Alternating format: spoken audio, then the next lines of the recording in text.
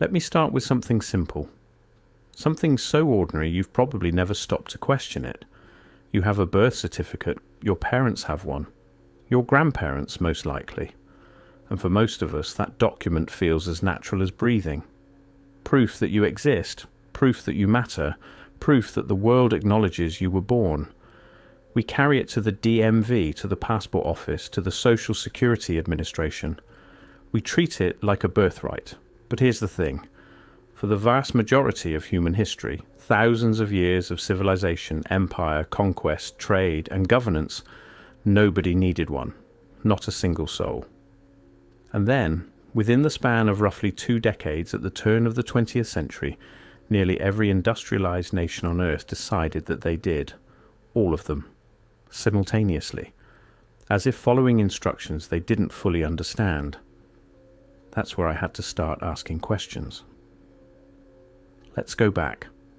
Not to some primitive, chaotic world, but to a world that functioned remarkably well in many respects, without state-issued identity documents for individual citizens. Ancient Rome catalogued its citizens, but that was census data, household data, property data. The household mattered. The family unit mattered. Not the individual body, not the individual breath, not the specific moment of emergence into the world as a time-stamped, numbered event. Medieval Europe relied on parish records. Church records kept by clergy, tracking baptisms, marriages, deaths. But these weren't government instruments. They were ecclesiastical ones. The church knew you existed. The state largely trusted the church's accounting. And critically, you didn't carry them. You weren't required to produce them to function in society. This raises a simple but critical question. If enormous civilizations, the Roman Empire, the Byzantine Empire, the British Empire at its height, could manage millions of people without issuing each one a numbered identity document at birth, what changed? What exactly did the state suddenly need to know that it hadn't needed to know before? The deeper I went into this question, the more the standard answers started to feel incomplete. We're told it was about public health, tracking infant mortality, understanding disease patterns, improving maternal care, and yes, those things happened, those things are real, but they don't explain the scope of what was built. They don't explain the infrastructure that followed. They don't explain why a document created ostensibly for health statistics became the foundational credential of legal personhood in the modern world. That's where the official explanation begins to collapse. In the United States, the federal push for standardized birth registration began in earnest around 1902, when the Census Bureau established a birth registration area, a voluntary system where states that could demonstrate a 90% registration rate would be recognized as compliant. By 1915, 10 states and the District of Columbia were in the area. By 1933, just 31 years later, every single state in the Union had joined. 31 years. For the entire country to restructure how it accounted for every human being born within its borders. Now, consider what else was happening in those 31 years. The Federal Reserve was created in 1913. The federal income tax, through the 16th Amendment, also 1913. Social Security would arrive in 1935, requiring, of course, a verifiable record of birth. The draft registration of World War I, 1917, required documentation of age and citizenship. And somewhere in the middle of all of this, the birth certificate quietly became the master key. The root document, the thing from which all other legal identity would grow. Not coincidence, not accident, not the natural evolution of a caring society. The pattern repeats with unsettling precision. And here's the strangest part. It wasn't just America. Britain's General Register Office, established in 1837, began mandatory civil registration of births. But it took until the early 20th century for enforcement mechanisms to give those records real legal teeth. France, Germany, Australia, Canada, all of them moving within the same compressed historical window toward the same system. Different nations, different governments, different languages, but the same architecture, as if they were all reading from the same blueprint. Here is where I need to introduce a concept that most people find either fascinating or deeply unsettling, depending on their disposition. In legal theory, there is a distinction, a critical, foundational distinction, between a person and a human being. Now, those words sound like synonyms. In ordinary language, they are. But in the architecture of law, they are not the same thing. A human being is a biological fact. You are born, you breathe, you exist. That's not a legal determination. That's simply what happens. A person, in the legal sense, is an entity recognized by the state as having rights, responsibilities, and, crucially, obligations. Corporations are legal persons. Municipalities are legal persons. The word comes from the Latin persona, the mask worn by actors in Roman theatre, the face presented to the public, the role played within the system. And what the birth certificate appears to do, what the deeper I looked, the more it seemed designed to do, is create that legal person. At the moment of registration, a record is generated, an entry in a ledger, a numbered document. And that document doesn't just describe you. In the eyes of the state, it may, in some functional sense, constitute you, at least the version of you the government is authorized to interact with. This raises a simple but critical question. Before 1902, before the registration systems, before the numbered certificates, what was the relationship between the individual and the state? And was it different in a meaningful way? Let me walk you through what a birth certificate actually makes possible, not what we're told it makes possible. A sense of identity, a connection to heritage, a record of our origins. No, what it structurally enables. It enables taxation, not just in the crude sense of the government knows you exist, but in the precise administered sense of assigning you a taxpayer identification. In the United States, the Social Security number, NACI, issued at birth now, practically, from the hospital, flows directly from birth registration. That number is how the Internal Revenue Service knows to come looking for you. Not for your father's household, not for your family's property, for you, the individual unit. It enables conscription. And when the American government needed to draft millions of men into the First World War and then again into the Second, it needed verifiable records of age. Birth certificates made that possible at scale. You could not previously have managed that kind of mass mobilization with parish records scattered across private church archives in a dozen languages. It enables benefit administration, Social Security, Medicare, welfare systems, public education enrollment. Every single one of these systems is built on the foundation of the birth certificate as the initiating document. Before you can receive anything from the state, you must first be legible to the state. And legibility begins at birth registration. It enables tracking. Not in some lurid surveillance state sense necessarily, though that question is worth sitting with, but in the simple administrative sense, where you are, who you are, what name you carry, what status you hold. Marriage records link to birth records. Death records close the loop. Property records in many jurisdictions tie back to identity documents that trace their route to birth registration. And that's where it becomes impossible to ignore. The birth certificate isn't a record of a life. It appears to be the opening entry in a ledger that will follow that life from its first breath to its last. Once you see it, you can't unsee it. There's one more thread I can't leave hanging. Because once you understand that the birth certificate creates a legal entity, a persona, a mask the state interacts with, a darker question surfaces, one that legal researchers have argued about in obscure journals for decades, mostly ignored, occasionally mocked. What if the document doesn't just represent you to the state? What if it securitizes you? Here's what I mean. When governments issue bonds, when they borrow against future productivity, future tax revenue, future economic output, they need collateral, something real, something that will, with reasonable certainty, generate value over time.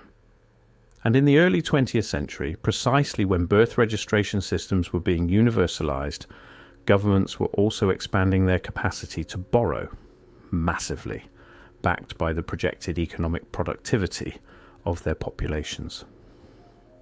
The deeper I went into this, the more one question kept surfacing.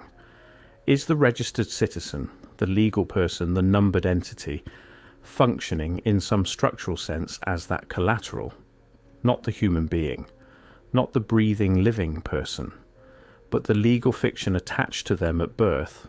I can't prove that. I want to be clear.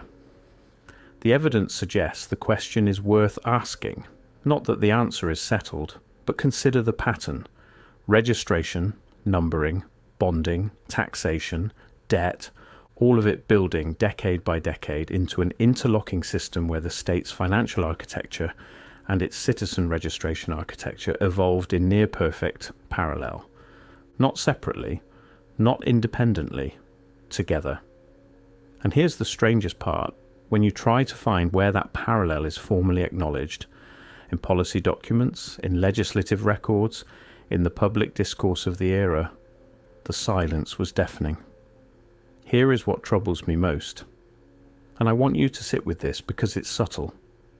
When systems this large are built, there is usually a visible transition period, a time when the old way and the new way coexist, when people debate the merits, when newspapers run editorials, when philosophers and lawyers and citizens argue about what it means to register a human life with the government as though it were a deed of property or a corporate filing. I went looking for that debate. I went looking for the philosophical reckoning, the public conversation about what it meant to hand the state the authority to record your child's existence as a numbered entry in a government ledger. The silence was deafening. Not silence in the sense that nobody wrote about birth registration. There were public health advocates and statisticians and census officials who wrote extensively about the practical benefits. But the deeper philosophical question, the one about what it means to convert a living human being into a state-recognized legal entity, that question appears largely to have gone unasked in the mainstream discourse of the era. Why? Not why it was ignored by the public necessarily, but why did the architects of these systems not feel the need to justify this aspect of what they were building? Why did the framing stay so relentlessly practical? Infant mortality, disease tracking, demographic data, when the infrastructure being constructed was so much larger than any of those justifications required. The evidence suggests something much larger was being assembled, something for which the public health rationale was, at minimum, only a partial explanation. I keep coming back to the coordination problem, because this is, in my view, the most intellectually difficult aspect of what we're looking at. Not the existence of birth certificates, not the legal theory of personhood, not even the expansion of the state's administrative reach into individual lives. All of those things have partial explanations. All of those things can be attributed, with some effort, to the natural development of industrial society and modern governance. But the simultaneity, that's the thing. Nation after nation. Different histories, different legal traditions, different languages, different governments, some monarchies, some republics, some in the middle of revolutionary upheaval, all arriving at essentially the same administrative architecture within the same compressed historical window. The pattern repeats with unsettling precision. And the architecture isn't just similar in broad strokes. The logic of it is identical. The individual as the unit of administration, the birth event as the initiating moment, the document as the legal anchor of identity, the number as the administrative handle. These aren't ideas that different societies would naturally invent independently and arrive at simultaneously. These are ideas that spread, that were shared. Through what channels, under whose guidance, driven by whose vision of how a modern society should account for its human beings? Those questions don't have clean answers.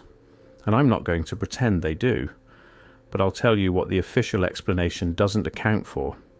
The official explanation, public health, infant mortality, the progressive era's faith in data and science, doesn't account for why the same solution appeared everywhere at once. It doesn't account for the speed. It doesn't account for the subsequent expansion of the system far beyond any public health justification. And it doesn't account for the absence of any serious sustained pushback against what was, in retrospect, a profound restructuring of the relationship between the individual and the state. Before I close, I want to ask a different kind of question. Not about what was built, but about what was replaced. In the world before registration, before the numbered document, before the legal person, before the administrative ledger, how did people understand their relationship to the community, to the land, to the broader social fabric? The parish records, the household censuses, the clan structures, the community-level forms of recognition and accountability, these weren't perfect. They were often exclusionary, often unjust, often manipulated by local powers. I'm not romanticizing them, but they operated on a different principle. They were, at their root, communal instruments. The community knew you existed. The church community, the village community, the extended family. Your presence in the world was acknowledged through relationship, through belonging, not through registration.